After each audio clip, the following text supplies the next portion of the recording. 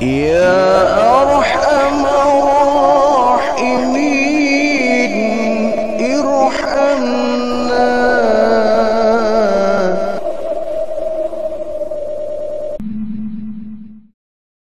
Ada satu maqalah dari seorang hamba Allah, ulama besar Hatim Al-Aswam rahimahullah, di mana beliau mengatakan arba'atu asya'a la ya'rifu qadraha illa arba'atun.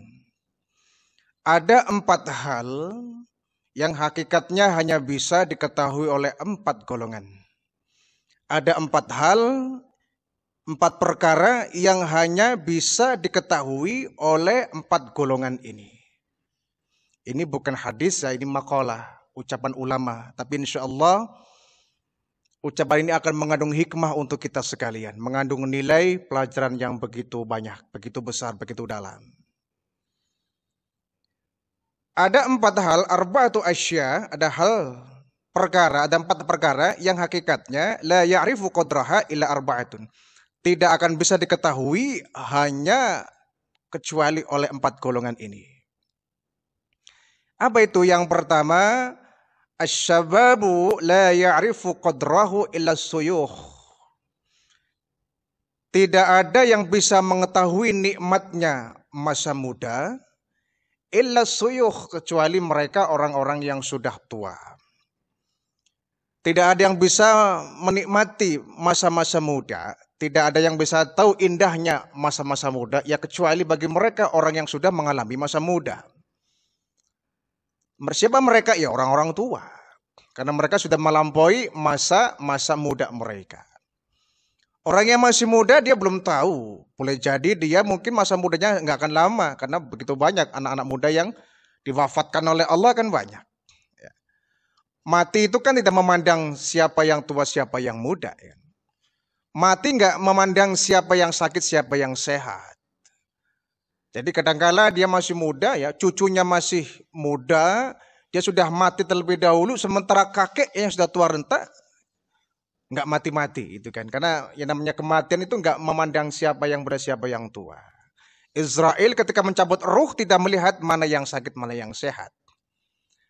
Kalau sudah tiba waktunya dia meninggal dunia, biarpun dia sehat, bugar, sedang olahraga sekalipun, kalau waktunya mati ya mati. Ya keberuntungan bagi mereka yang sudah dipanjangkan umurnya oleh Allah. Mereka orang-orang tua yang mereka sudah memakan asam garam istilahnya ya. Mereka sudah mengalami masa-masa muda. Ada yang masa mudanya digunakan untuk mencari ilmu di pondok pesantren. Ada yang masa mudanya dipakai untuk berjuang dulu, para pejuang-pejuang kita, orang tua kita ya. Mereka menghabiskan masa mudanya untuk bergerilya, untuk berjuang, ya.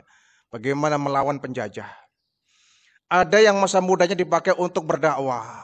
Kita banyak melihat ya para pendakwah-pendakwah muda.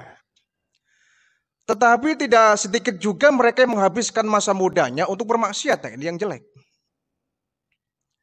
Karena biasanya masa-masa muda ini masa-masa sedang pencarian jati diri ya.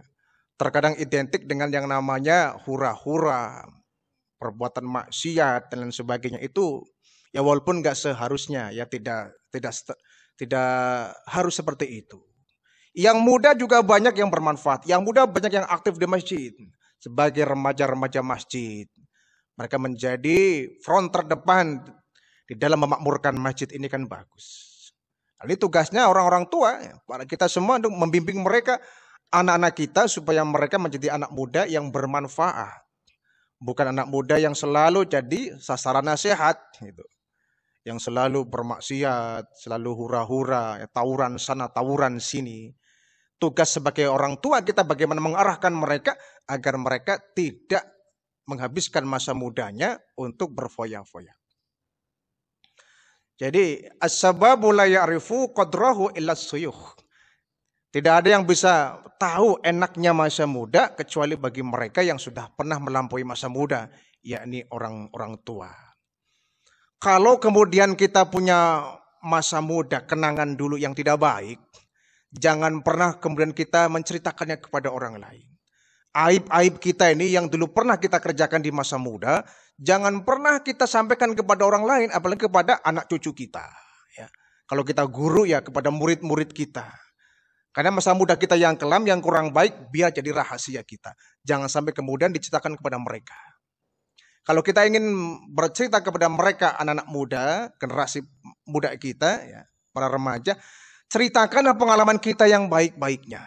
Jangan yang buruk-buruknya, akan menjadi inspirasi bagi mereka. Ditiru oleh mereka. Khawatir kalau pengalaman buruk kita yang kita ceritakan kepada mereka akan mencontoh kita. Oh, Papa juga dulu masa mudanya kan nakal kan. Akhirnya kita dibalikin itu. Jadi yang sudah ya kita jangan sampai diketahui oleh orang masa buruk kita di masa lalu. Yang kedua, wal afiyatu la ya'rifu qadraha illa ahlul bala. Tidak ada yang mengetahui nikmatnya hidup lapang kecuali orang-orang yang pernah tertimpa musibah. Ya, ini kan luar biasa ya. Saudara-saudara kita yang ada di Palestina sana yang tiap hari mereka jarang senyum karena mereka selalu menangis melihat rumahnya hancur, melihat saudaranya meninggal dunia, melihat kampung halamannya hancur dibom oleh Israel laknatullah. Mereka boro-boro teriak, senyum, gembira, tertawa gembira dengan penuh kebahagiaan. Tiap hari mereka menangis, dan menangis. Nah, kalau sudah saatnya tiba Allah memberikan kemerdekaan kepada orang-orang Israel, orang-orang Palestina, ingin menjadi sebuah harapan bersama ya. Mereka kalau kita berikan santunan berupa nasi, pakaian, obat-obatan, mereka begitu riang gembira. Tiap hari yang mereka lihat ada darah, luka dan luka. Entah sampai kapan mereka kemudian merasakan penderitaan yang sangat begitu dalam, menyakitkan. Kampung halamannya hancur lebur, ya, dibom oleh pasukan-pasukan laknatullah Israel ini. Jadi mereka diberikan satu kegembiraan kecil saja akan menjadi satu kegembiraan besar. Mereka kita kasih makan, mereka kita kasih minum, kita kasih pakaian, kasih tempat tinggal. Yang mungkin sedikit menurut kita, tapi untuk mereka menjadi sesuatu yang banyak. Kebahagiaan yang mungkin bagi kita kurang berarti, tapi ketika bagi mereka menjadi sesuatu yang berarti. Baju kita yang mungkin sudah lusuh, sudah nggak layak pakai, sudah nggak berarti dalam diri kita. Udah nggak berlaku lagi di rumah kita, sudah nggak kepake lagi di lemari kita. Tapi saat kita berikan kepada mereka akan menjadi satu kebahagiaan yang luar biasa. Jadi orang yang pernah hidupnya menderita, ya begitu dia mendapatkan kebahagiaan itu sangat luar biasa nikmatnya itu. Lain halnya kalau orang tiap hari mendapatkan kegembiraan. Orang yang kaya yang hidupnya hanya ya menikmati kehidupan yang asyik, ya makan di restoran sana, restoran sini, nginep di hotel ini, di hotel itu. Mereka sudah biasa dengan kehidupan seperti itu. Tapi bagi saudara-saudara kita yang biasa hidup apa adanya, makan pun ya apa adanya, begitu diberikan makanan yang sedikit enak saja, ya mungkin bagi kita makanan biasa. Tapi bagi mereka menjadi makanan yang luar biasa. Dan itu akan menjadi kebahagiaan tersendiri untuk mereka. Itulah kita diberikan edukasi oleh agama kita. Jadilah kita orang-orang yang suka berbagi kepada sesama. Berbagi kepada orang-orang yang membutuhkan. Yang menurut kita itu kecil, tapi bagi mereka itu menjadi sesuatu yang besar. Yang ketiga, kata Hatim Al-Aswam rahimahullah, wasihatu la ya'rifu qadraha illal marda. Tidak ada yang mengetahui nikmatnya sehat kecuali bagi mereka orang-orang yang sakit. Subhanallah. Siapa orangnya yang ingin sakit? Siapa orangnya yang mau dirawat di rumah sakit? Siapa orang yang nggak pengen sehat? Semua kita pengen sehat semua. Kita mengkonsumsi makanan yang sehat, berolahraga. Itu kan sebagai upaya agar kita tetap sehat. Mereka yang terbaring di rumah sakit saat ini kan mereka rela mengorbankan harta yang begitu banyak. Menjual rumahnya, kadang-kadang menjual mobilnya. Mengeluarkan puluhan juta, ratusan juta untuk operasi. Untuk apa itu? Membela-bela kesehatan. Supaya kembali sehat, kembali sembuh seperti sedia kala. Berarti yang namanya sehat itu harganya mahal dan itu harta yang paling berharga dalam kehidupan kita. Kesehatan. Kenapa? Kita menjadi orang kaya nggak ada artinya kalau kita nggak sehat. Rumah kita mewah, rumah kita megah, mobilnya juga banyak. gaji kita miliaran, kita punya perusahaan besar, hidupnya mewah luar biasa, kaya raya kita.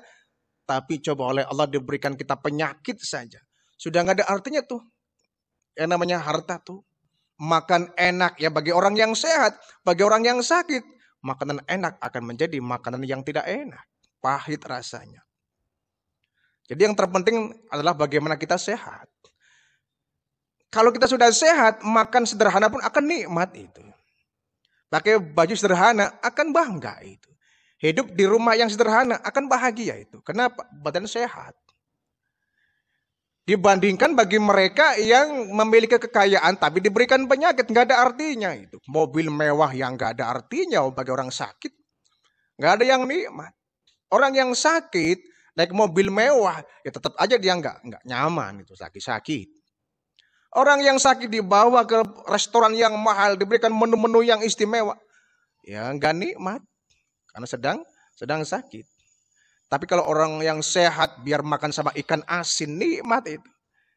Makan sama kerupuk saja, Masya Allah nikmatnya. Makan sama sambal, ya nikmat itu. Apalagi sedang sehat walafiat, makannya makanan yang enak. Wah itu, cocok itu. Setelah sehat, lagi enak makan, yang dimakan enak gitu. Maka itulah yang namanya sehat, kita harus mensyukuri. Ini nikmat yang begitu besar. Apa yang bisa kita lakukan ketika sedang sakit? Nggak ada. Kita hanya duduk, lunglai, lemas, kita berbaring tanpa daya. Tidak bisa sholat berjamaah di masjid. Tidak bisa baca Al-Quran dengan sempurna. Tidak bisa puasa dengan sempurna. Sedang sakit itu. Maka tatkala kita sehat, manfaatkan nikmat sehat ini untuk melaksanakan kebaikan-kebaikan. Melaksanakan ibadah kepada Allah Subhanahu wa ta'ala. Yang keempat, kata Hatim Al-Asam, wal hayatu la ya'rifu qadraha ilal mauta. Tidak ada yang mengetahui nilai kehidupan kecuali orang-orang yang sudah mati. Subhanallah. Kita masih hidup ya. Kita ingin Allah memanjangkan umur kita agar umur kita menjadi umur yang manfaat, agar nilai ibadah kita banyak gitu. Tabungan pahala kita banyak. Kita ingin hidup kita dengan durasi panjang ya, agar kita bisa menikmati ibadah dengan maksimal. Bisa zikrullah, bisa berjihad di jalan Allah, bisa melaksanakan ibadah dengan tenang. Jadi orang baru merasakan begitu manfaatnya kehidupan dunia ketika dia sudah mati. Orang-orang yang di alam barzah, mereka kalau boleh minta ingin hidup kembali mereka ini. Jadi terlalu bodoh kalau ada orang lebih baik mati daripada menghadapi kehidup yang kayak gini sengsara. Lebih baik mati, lebih baik mati. Mereka yang sudah di alam barzah, yang sudah mati, kalau boleh minta, mereka ingin hidup kembali. Ingin kembali beribadah, ingin memperbaiki diri. Kenapa yang masih hidup ingin mati? Itu terlalu bodoh itu. Jadi hidup ini adalah anugerah dari Allah Subhanahu wa ta'ala. Yang harus kita manfaatkan untuk melaksanakan kebaikan-kebaikan, melaksanakan ibadah. Mendekatkan diri kepada Allah Subhanahu wa ta'ala. Jangan dikira kemudian kita banyak terbelit masalah, kemudian kita bunuh diri umpama ya. Kita bunuh diri, kemudian selesai. Tidak. Jangan pernah menganggap bahwa ketika mati selesai urusan. Tidak, semakin panjang itu. Kenapa? Kita tinggal di alam barzah itu kan bukan berbaring diam. Di sana kita akan mempertanggungjawabkan segala perbuatan kita. Jangan dikira selesai urusan ketika mati. Masih panjang urusan kita. Karena kematian bukan finish. Kematian bukan akhir dari segalanya. Dia hanya babak baru untuk menuju alam baka. Bahkan kematian alam barzah merupakan pintu untuk menuju ke alam akhirat. Dan kita akan diminta pertanggungjawab nanti. Bukan hanya di padang mahsyar, bukan hanya di akhirat, tapi masih di alam barzah pun kita sudah akan menghadapi persidangan. Hanya yang nyidang beda. Kalau di hari kiamat nanti, di akhirat, yang nyidang langsung Allah. Tetapi di alam barzah, yang nyidang ada dua malaikatnya Allah. Munkar dan nakir yang akan menyoal kita, menanya kita, menyidang kita. Man rabbuka, man nabiyuka, ma dinuka, dan seterusnya. Ini kan persidangan kecil yang bakal kita temui di alam barzah. Kalau kita keluar dari alam dunia ini masuk ke alam barzah dengan tanpa amal, ya kita nggak akan bisa menghadapi persidangan. Itu kan masalah berarti. Jangan dikira tuh kemudian setelah mati itu nggak masalah. Masuk alam barzah kita nggak bisa menjawab pertanyaan malaikat, itu masalah. Kalau kita nggak bisa menjawab pertanyaan malaikat munkar nakir, ya alamat kita akan mendapatkan azab kubur. Subhanallah ya. Alhamdulillah min dzalik, jangan sampai kita menghadapi alam barzah dengan azab kubur. Kita ingin di alam barzah mendapatkan nikmat kubur.